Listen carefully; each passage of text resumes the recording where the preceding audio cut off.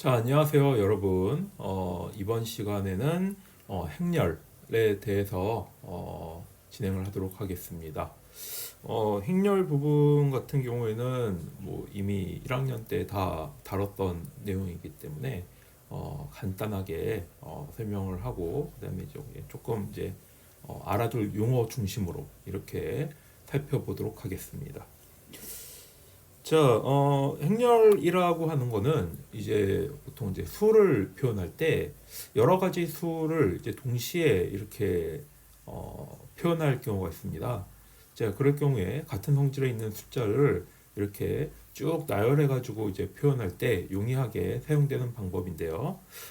이 행렬 같은 경우에는 여러 가지 어떤 다중 동작 시스템에 대해서 표기할 때 주로 사용하는 방법이 되겠습니다. 자, 해서 여기 보게 되면은 행렬을 이렇게 행 또는 열로 이렇게 나열하는 형태가 되겠는데요. 행이라고 하는 거는 이쪽 방향을 행이라고 얘기를 하게 되는 거죠. 열이라고 하는 거는 아래쪽 방향을 열이라고 이렇게 표현을 하게 됩니다. 자, 그러면은 요 행하고 열 이렇게 교차하는 지점에 어떤 값을 우리는 이제 원소라고 얘기를 하게 되는데요. 원소를 이제 표현할 때 이렇게 우리가 A에 밑에 있는 작은 문자로 MN이라고 하는 형태로 표현을 하게 됩니다. 자, 그래서 여기 A에 MN이라고 이렇게 표기가 되어 있는 값으로 행렬에 이 원소가 어디에 위치해 있는지 이거를 알 수가 있게 되겠는데요. 여기 예를 들어 보게 되면 A에 2, 3이라고 되어 있는 이 부분 같은 경우에는 2행 3열 이것을 의미를 하게 됩니다.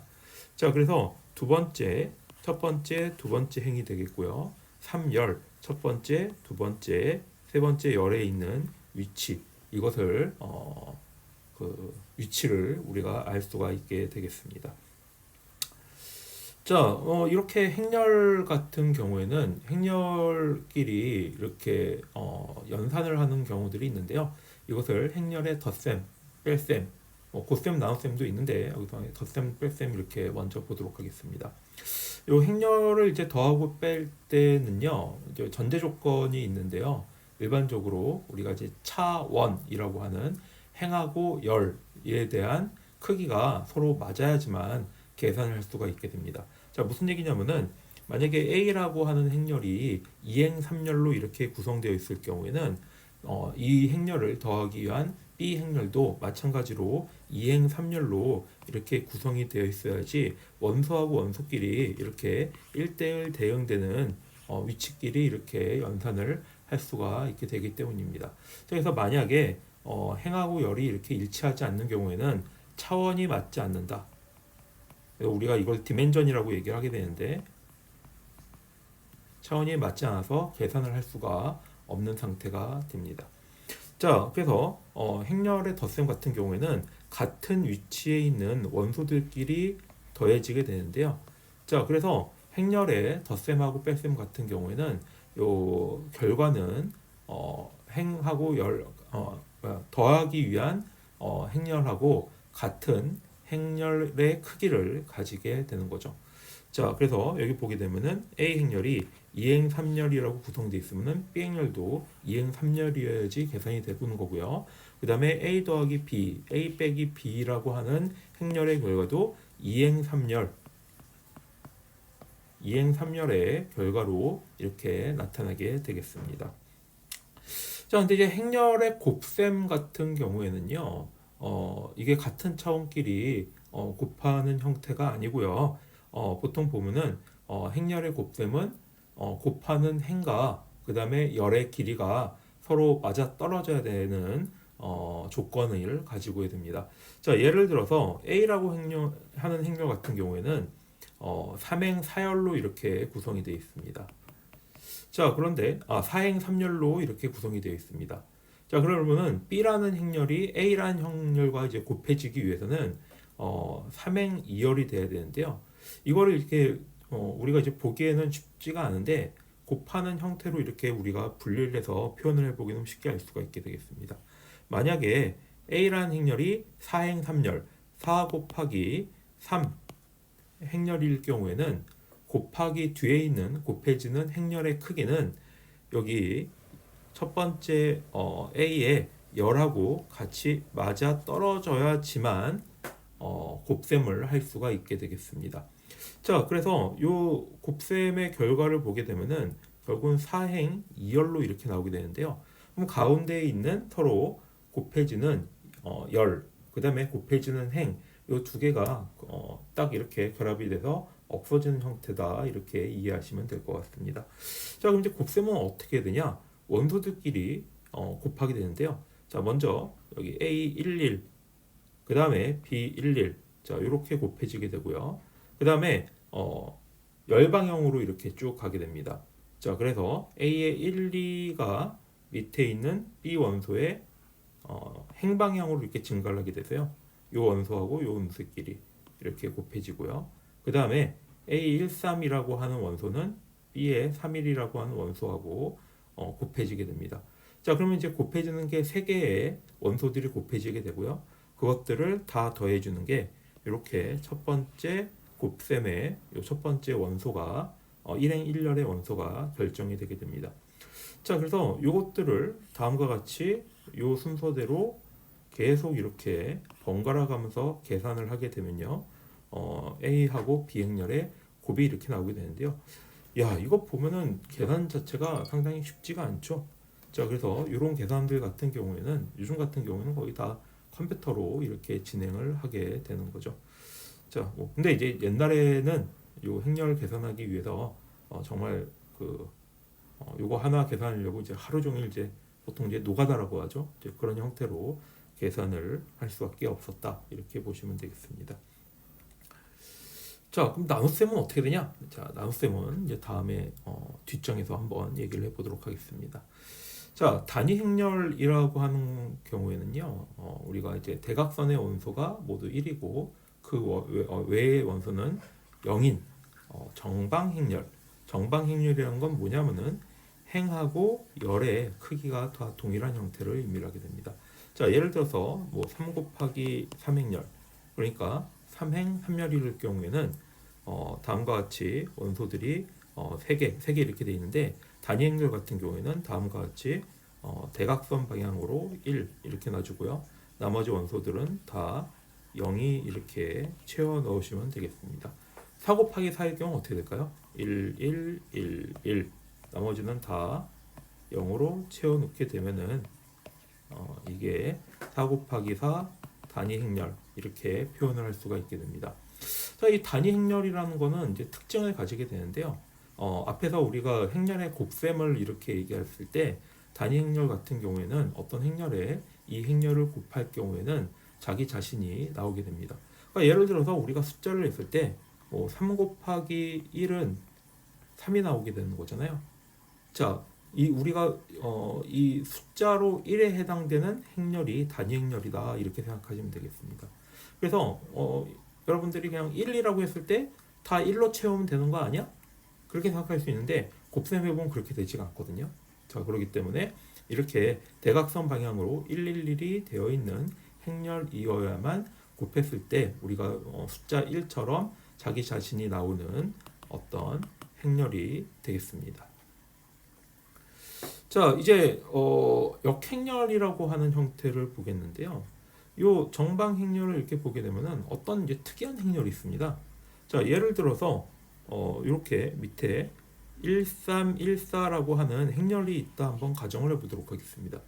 자, 근데 요 행렬에다가 4-3-1-1 이라고 하는 어떤 특이한 행렬을 곱해 주게 되었을 경우에 보게 되면은 결과값은 1, 1, 0, 0 이렇게 나오는 형태가 됩니다. 이게 앞에서 우리가 배웠던 단위 행렬이라고 했잖아요. 그래서 어떤 행렬하고 어떤 행렬을 곱했는데 이게 단위 행렬 나오는데, 또 요것을 순서를 서로 바꿨을 때도 똑같이 단위 행렬이 나오는 경우, 자, 이런 경우를 우리가 역행렬 관계에 있다라고 얘기를 하게 됩니다. 그러니까 두 개를 곱했는데 딱 1이 떨어지는 형태가 되는 거겠죠. 근데 이게 또 우리가 숫자로 봤을 때 비슷한 경우, 일반적인 실수로 봤을 때 우리가 비슷한 경우가 어떤 경우가 있어요? 예를 들어서 3 나누기 3일 경우에는 1이 나오죠. 4 나누기 4일 경우에도 1이 나옵니다. 자, 이거하고 비슷한 관계다라고 생각하시면 되겠습니다. 어떤 값에다가 어떤 값을 곱했는데 1이 나오는데 3 나누기 3은 우리가 어떻게 표현할 수 있어요? 3 곱하기 3분의 1인 거죠. 얘는 4 곱하기 4분의 1인 거죠. 그래서 숫자로 봤을 때 얘가 만약에 어떤 A라는 값이 됐을 때 뒤에 곱해주는 거는 A분의 1이라고 하는 관계다, 이렇게 생각을 할 수가 있겠습니다. 그래서 이런 관계를 역행렬이라고 얘기를 하게 되는 거죠. 자, 지금까지 여러 가지 형태의 행렬에 대해서 살펴봤는데요. 여러 가지 종류의 또 이거 외에도 여러 가지 종류의 행렬이 있는데 종류별로 하나씩 살펴보도록 하겠습니다. 자, 먼저 이제 정방 행렬이라고 하는 거는 행하고 열의 수가 같은 형태. 그래서 뭐 3 곱하기 3, 2 곱하기 2라고 하는 형태를 우리가 정방 행렬이라고 얘기를 하게 되고요. 그 다음에 대각 행렬이라는 게 있습니다. 대각 행렬이라고 하는 거는 요 대각선 방향에만 원소가 있고요. 나머지 부분은 다 0으로 이렇게 깔려 있는 형태를 대각 행렬이다라고 얘기를 하게 됩니다. 자, 그 다음에 단위 행렬이라는 게 있는데요. 단위 행렬은 요 대각 행렬 중에서 대각선의 원소가 다 1로만 구성되어 있는 경우, 이것을 의미하고, 단위 행렬은 곱했을 때 자기 자신이 나온다, 이런 특징이 있었다라고 아까 얘기했죠. 자, 그 다음에 전치 행렬, 그 다음에 또 영어로는 트랜스포즈라고 얘기를 하게 되는데요. 전치 행렬은 행과 열의 방향을 이렇게 뒤바뀐 형태가 되겠습니다. 그럼 회전한다? 회전하고는 좀 다른데요. 잘 보시면요. 여기 보면은 1 위치가 1 이렇게 가게 되는데 행하고 열이 바뀐 형태. 그래서 이거는 회전은 아니에요. 엄밀하게 봤을 때. 미러 해가지고 회전한다? 이게 좀 비쌀 것 같은데요. 자, 1, 5 마이너스 4가 열 방향으로 1, 5, 4가 되는 거고요. 7 마이너스 3은 이걸 또 이렇게 뒤집어가지고 7 마이너스 3으로 이렇게 가는 거고요. 614는 마지막으로 614 방향으로 이렇게 내려간다. 그러니까 행 방향을 열 방향으로 이렇게 바꾸는 거다라고 보시면 되겠습니다. 자, 그래서 마지막으로 이제 대칭 행렬이 있는데요. 여기에 보면은 이거를 이렇게 뒤집었는데 같은 게 나오는 경우가 있습니다. 그러니까 무슨 얘기냐면은 우리가 보통 여러분들 이런 거 혹시 아시나요? 뭐 라파 엘 팔렸니? 아니요. 라팔 팔렸니? 아니요. 라고 했을 때 이게 이쪽으로 가든 이쪽으로 가든 다 똑같은 말을 이렇게 보는 형태가 되는 거죠. 이게 약간 말장난 표현 되는데, 이런 형태로 얘를 이렇게 뒤집어도 그냥 다 똑같은 행렬로 나오는 경우가 있습니다. 이것을 좌우가 대칭됐다고 해서 대칭 행렬, 시메트릭 매트릭스라고 얘기를 하게 됩니다. 그래서 뭐 행렬을 이거 뭐 계산하고 그런 거는 이제 뭐 시험 문제나 뭐 그렇게는 안 나오겠지만, 이런 것들이 명칭이 뭐다라고 하는 정도는 알아두는 게 좋을 것 같겠죠. 자, 그 다음에 이제 행렬식이라는 게 있는데요.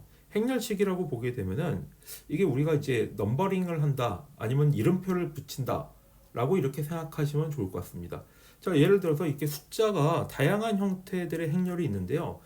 자, 이 행렬을 가지고 우리가 이제 이름표를 붙이고 싶은 거야. 그러니까 얘가 가지고 있는 특성을 가지고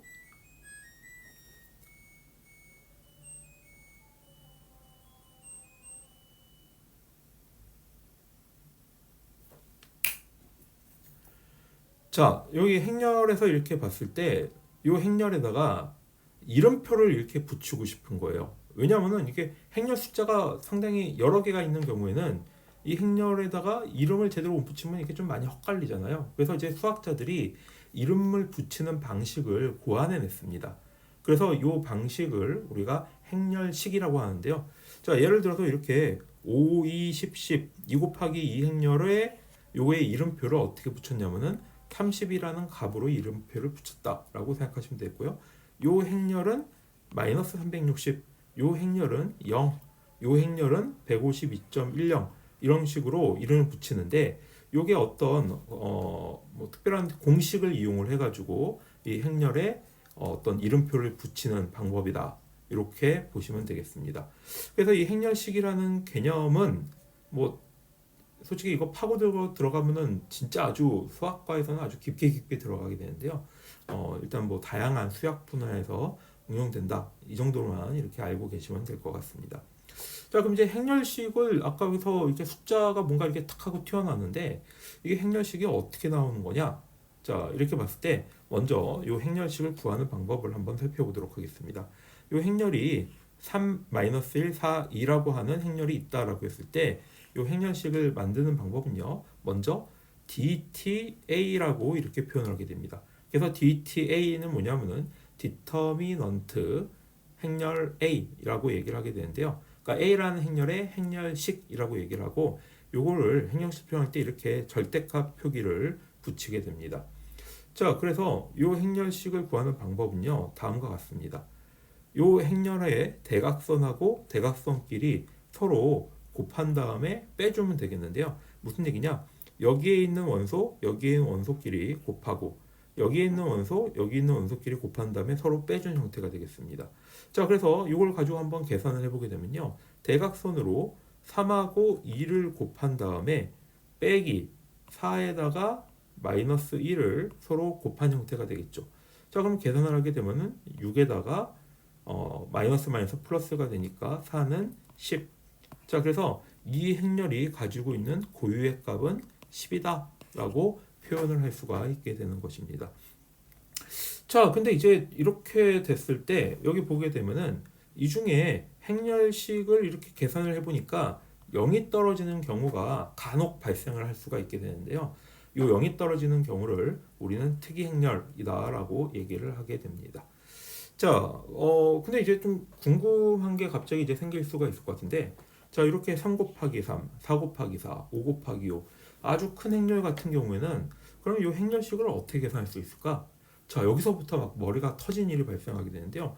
이럴 경우에는 라이프니츠 공식, 라이프니츠라는 학자가 고안을 해낸 방식이 있고요. 또는 여인수 전개라고 하는 전개 방식을 이용을 하게 되는데 여기서부터는 좀 계산이 정말 이제 노가다 중에 노가다거든요. 이제 어떤 식으로 계산하는지 요 돌아가는 것만 이제 확인을 하시고 요즘 같은 경우는 이런 거는 다 컴퓨터로 이렇게 진행이 된다라고 보시면 될 것 같습니다.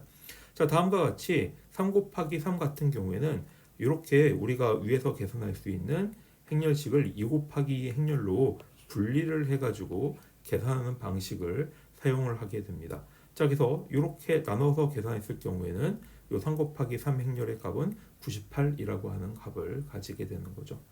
자, 그러면은 이게 어떻게 이제 좀 자세하게 살펴보도록 하겠습니다. 자, 앞에서 이렇게 3 곱하기 3 행렬을 2 곱하기 2 행렬로 이렇게 분해를 했는데요. 이것을 소행렬식이라고 얘기를 하게 됩니다. 그래서 마이너 디터미넌트라고 얘기를 하게 되는데요. 요 소행렬식은 만드는 방법이 있습니다. 그래서 i행 i열을 i행 제열을 제외한 두 분의 행렬을 구한 행렬식 이렇게 얘기하게 되는데요. 자, 한번 보도록 하겠습니다. 자, 디터미넌트 그러니까 마이너 디터미넌트 그래가지고 이것을 삼각형이라고 델타라고 이렇게 표현을 하게 되는데요.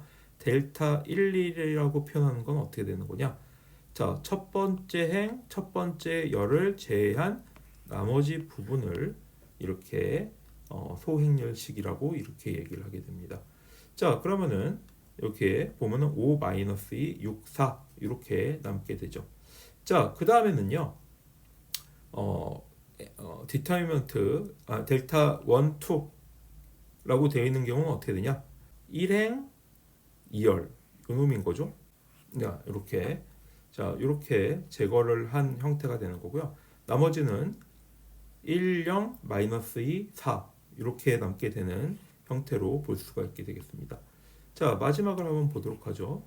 자, 마지막은 다음과 같이 1행 3열을 제외한 나머지 부분.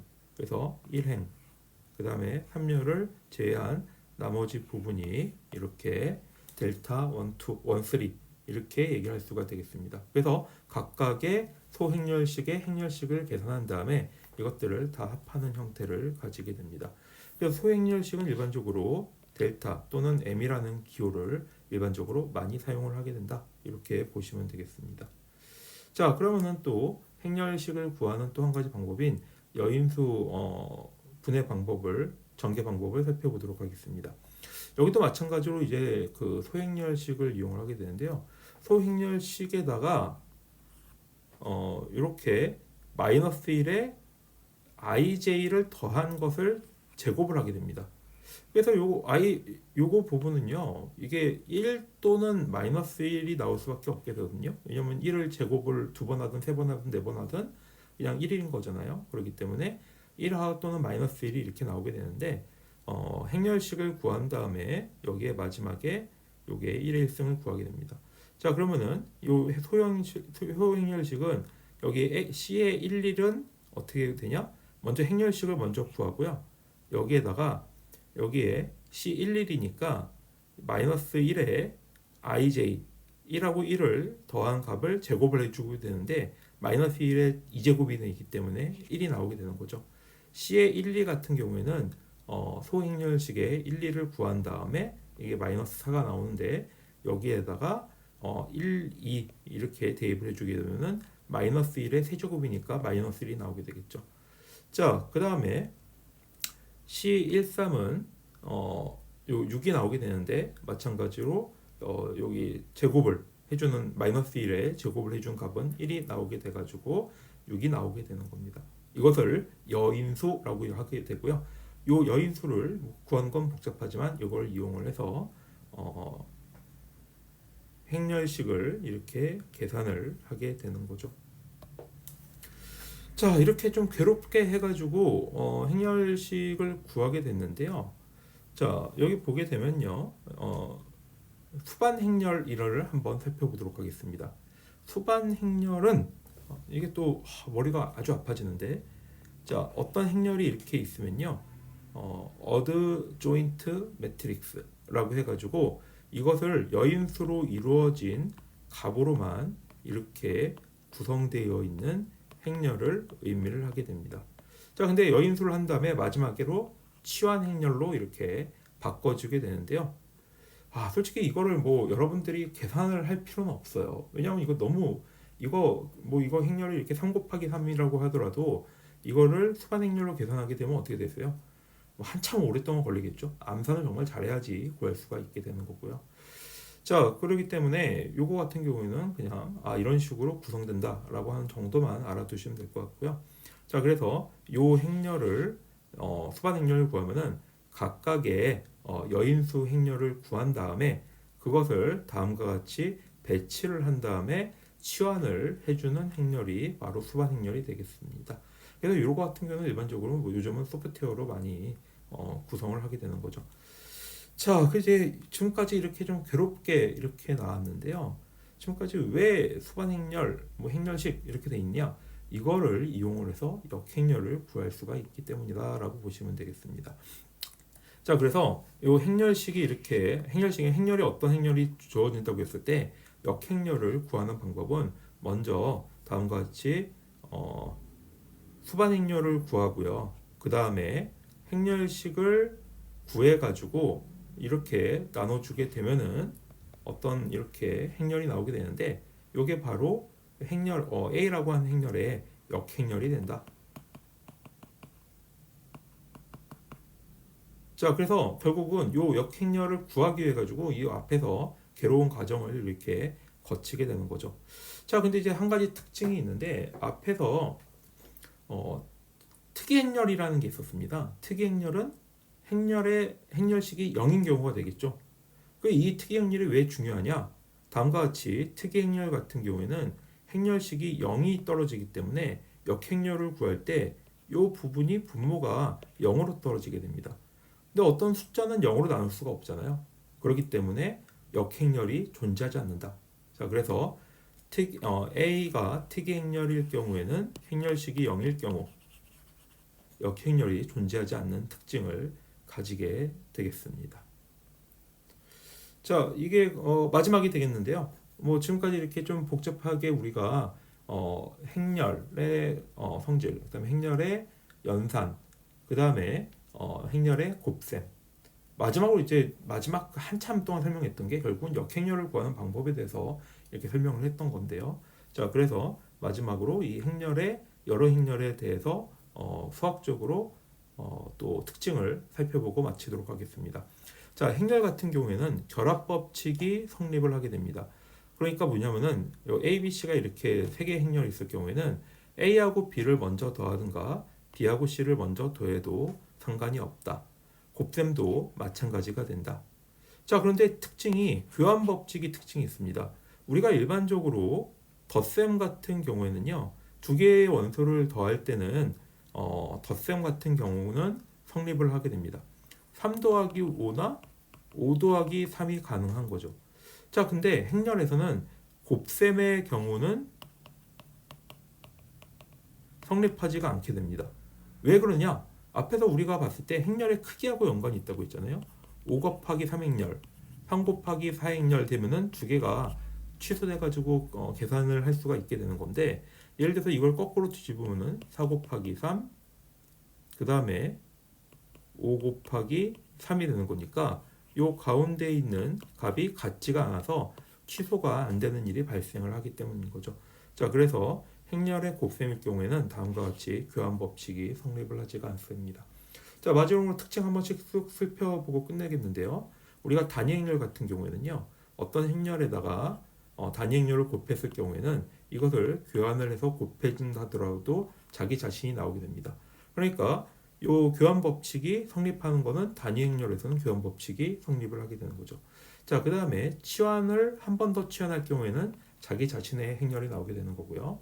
다음에 어떤 행렬을 두 개를 더한 다음에 치환할 경우에는 두 개 각각을 치환한 다음에 더해도 상관이 없다.